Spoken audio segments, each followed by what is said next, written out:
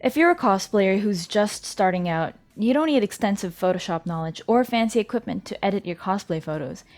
You can actually do that in your phone, and I'm going to show you how in this video.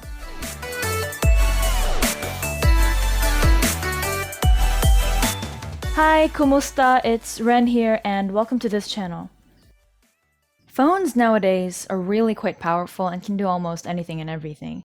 We as cosplayers should take advantage of that, especially if we don't have all that fancy equipment, if you don't have a PC, or any Photoshop experience whatsoever, because, to be honest, Photoshop can be really intimidating for beginners, and so starting with your phone can be a great help. For this video, I'm going to show you specifically which apps I use to edit my cosplay photos. It's important that you have these apps downloaded and installed on your phone so that you can get started. I have to establish that editing your cosplay photos is not exactly the same as editing Instagram photos or, just aesthetic looking pictures of mountains and houses and trees and the sunset and whatnot. What I want you to understand is that cosplay photos are different from just normal, everyday, filtered photos. With cosplay photos, there is always a human subject, which is a cosplayer.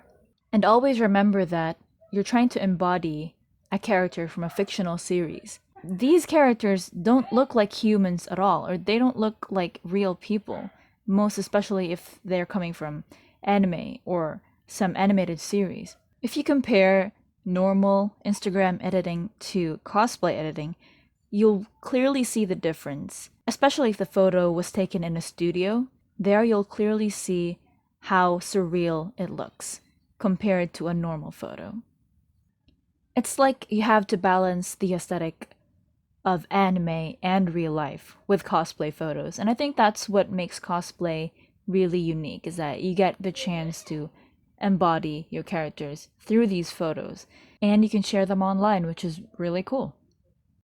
I currently have 4 apps on my phone which I use. The first one is Toolwiz, the second one is Photoshop Express, the third one is Lightroom, and the fourth one is Pixart. And I know that Pixart has become some sort of like meme or cringy app that a lot of phony fake graphic designers use, but I just included that there because it really is quite useful. And even if these cringy feeling graphic artists people use a lot of Pixart, we cannot deny that it's pretty useful, and I think it's worth putting in this list. First off, let's explore Toolwiz. Toolwiz is very versatile, easy to use, and I like it because it's almost complete. It's a type of app that has a lot of advanced features that you don't even need to go to other apps, and you can just use Toolwiz and it has almost everything. If you don't have enough space to download all of these 4 apps, then you can at least download just this one, which is Toolwiz. I've been using it for many years now, and I understand that a lot of people don't know about Toolwiz or they haven't heard about it before. I'm not really sure why, but it's a great app. I use it for shape adjustments, photo repairs, perspective adjustments, selective coloring, and for when I have to use the curve. So it's pretty dynamic. I love Toolwiz. It's a great editing app, and you should totally get it. The next one is Photoshop Express. Now this one, I think it's fairly new. It's simpler than Toolwiz, way simpler.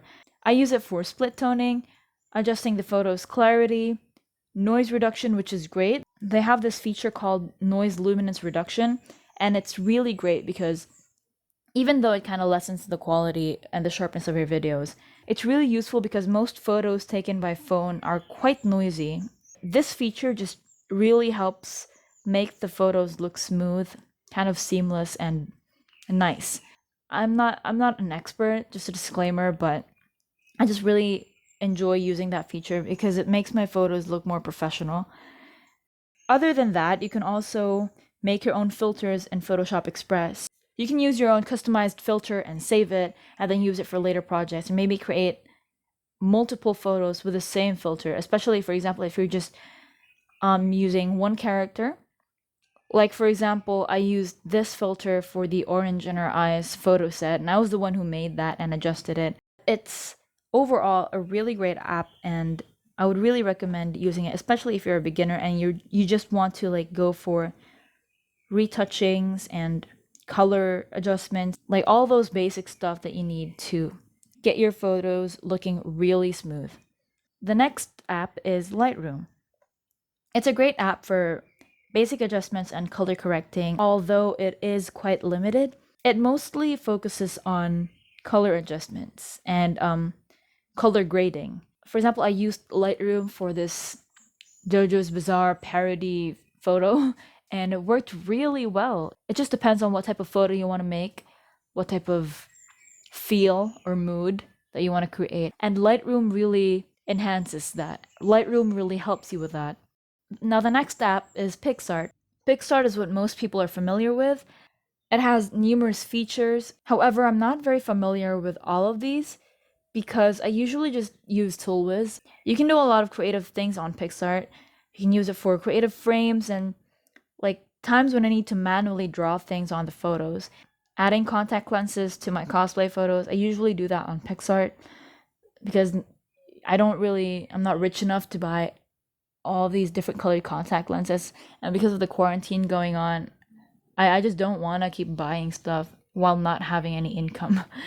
So, and for skin smoothening, I find that Pixart really, out of all of the apps that I'm going to show you today, Pixart really has the best skin smoothening adjustment feature or skin adjustment feature that makes, your skin not look fake or obviously edited or just, completely blurred.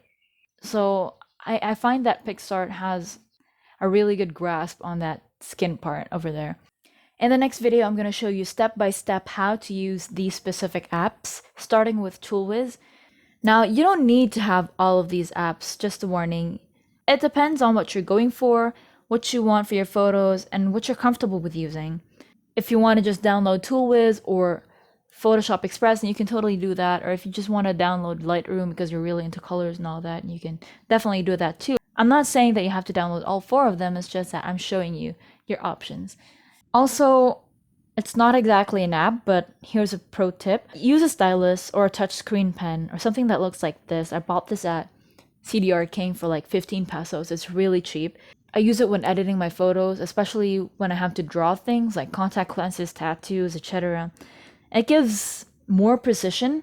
I mean, using your finger is also good, but I find that using a pen feels more natural, feels more precise, and it's a lot better and faster for you as well. Oh, just a little side note, Toolwiz and Photoshop Express don't do well on landscape. And take note that I'm using a mobile phone. I'm going to have to show it to you on portrait mode. So it's best if you watch it on your mobile phone instead of your PC. Don't forget to like this video, give it a thumbs up, and share it with your friends, as well as to subscribe down below for more content. See you in the next video. Bye!